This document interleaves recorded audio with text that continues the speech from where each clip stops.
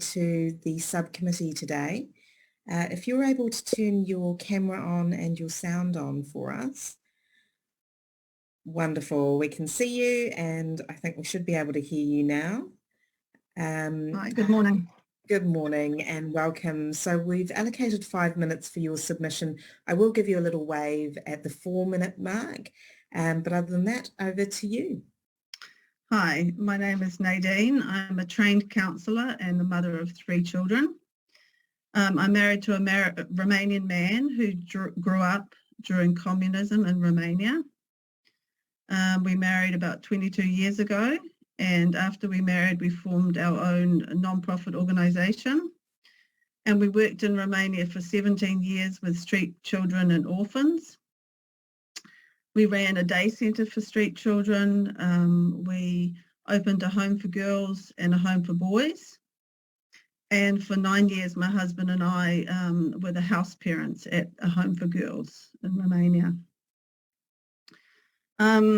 My husband, as I said, grew up under the communist regime and was part of the revolution in 1989. And he saw a whole different side of government that I haven't seen. And I got to be part of the after effects and the consequence of a government that 100% controlled the people.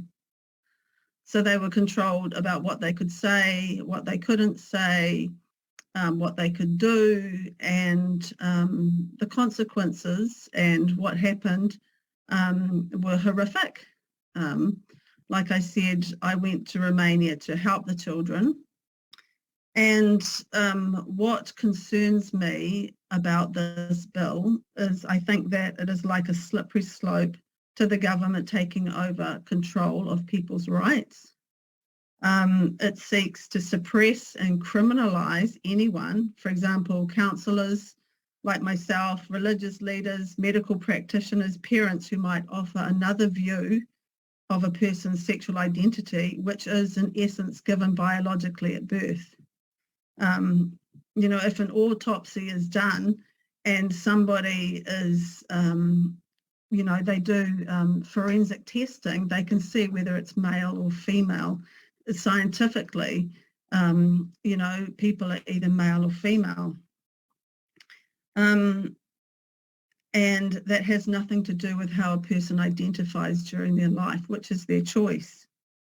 And maybe you think I'm going too far with this way of thinking, but I've seen what happens to a society when the government takes away people's right to think or their right to believe something, and when a government controls somebody 100% and it ends badly, and the ones that are hurt the most are the children. And I know because I worked with hundreds of children living on the street because their parents never wanted them and they just dumped them off in the orphanages, and it was terrible. And it was because government told the people, you have to do this, you can't do that.